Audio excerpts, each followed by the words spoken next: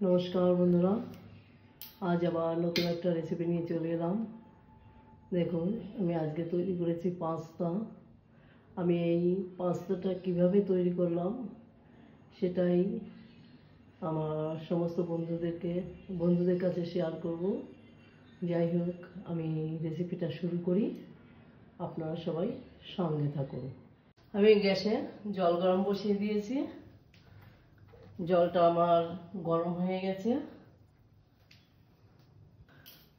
লবণ দিয়ে দিলাম একটু পরিমাণ মতন।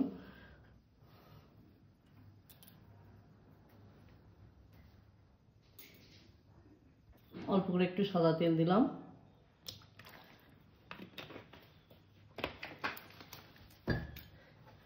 তেলটা দেওয়া যাতে পাস্তাটা একটার গায়ে একটা না লেগে যায়, যার জন্য তেলটা দিলে সেটা লাগে না। পাস্তাগুলো দিয়ে দিলাম।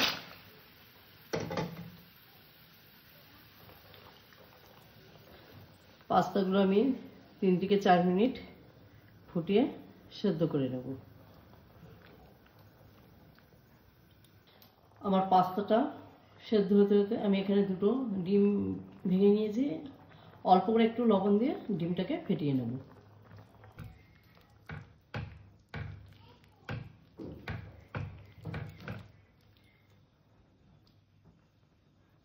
আমার পাস্তাটা সেদ্ধ হয়ে গেছে। একদম নরম করে সেদ্ধ করা যাবে না, পাস্তাটা একটু শক্ত থাকতে নামাতে হবে।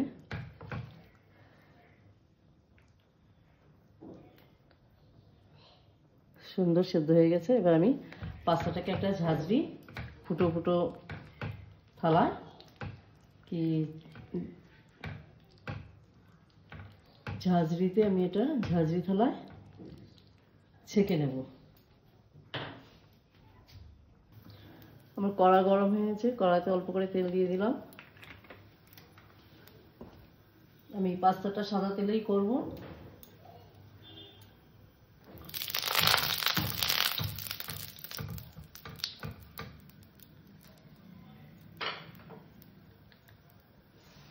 ফেটিয়ে রাখা ডিমটা দিয়ে দিলাম।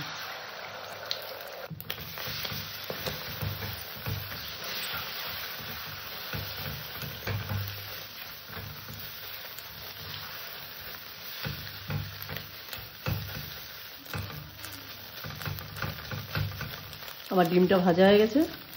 ডিমটা আমি নামিয়ে নেব। তেল দিয়ে দিলাম, সাদা তেল। অল্প করে কাটা জিরে দিয়ে দিলাম। ডুম ডুম করে ছোট ছোট করে কেটেছিলাম গাজরটা দিয়ে দিলাম।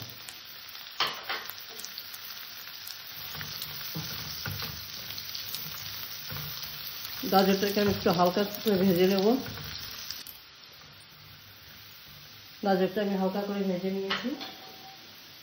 এবার এখানে দিয়ে দেবো কিছু বিনস।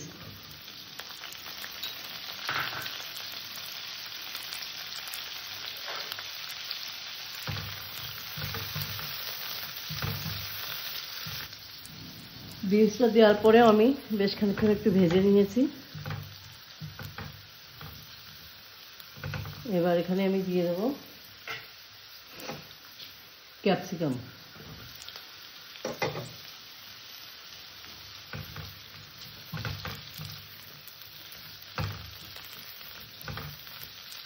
ক্যাপসিকামটা দিয়ে আমি হালকা একটু নাড়াচাড়া করে নিয়েছি। দিয়ে দিলাম কিছু মটরশুঁটি।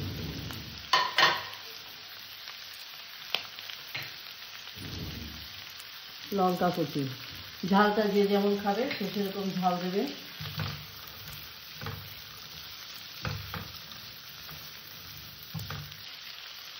অল্প করে লবণ দিলাম, কারণ আমার পাস্তার সাথে লবণ দেওয়া আছে।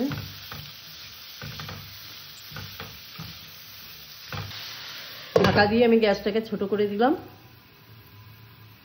3 থেকে 4 মিনিট যাতে সবজিগুলো ভালো করে সেদ্ধ হয়। এবার ঢাকা দিয়ে মাঝে মাঝে একটু নেড়ে দেবো, সেদ্ধ করে নেব।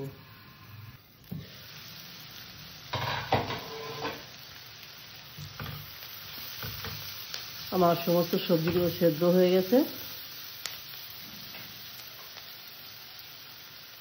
টমেটো কুচি,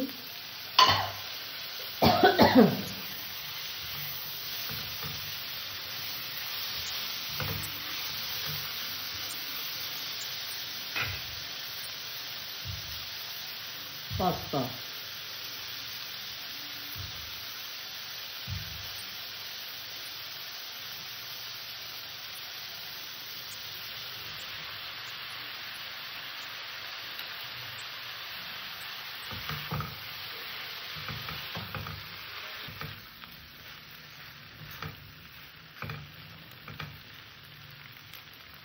তাকে দিয়ে আমি বেশ খানিকটা নাড়াচাড়া করে নিয়েছি। এবার দিয়ে দিলাম আমি 2 চামচ সোয়া সস দেবো,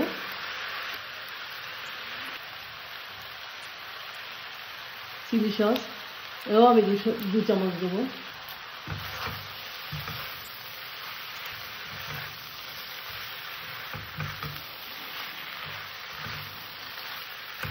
টমেটো সস এও আমি 2 চামচ দেবো।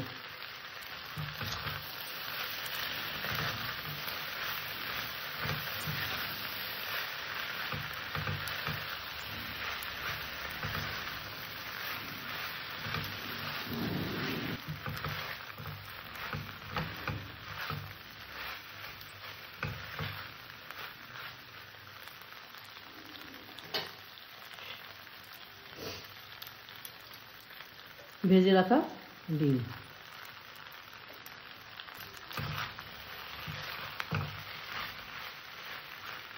অল্প করে ম্যাগি মশলা দিয়ে দিলাম।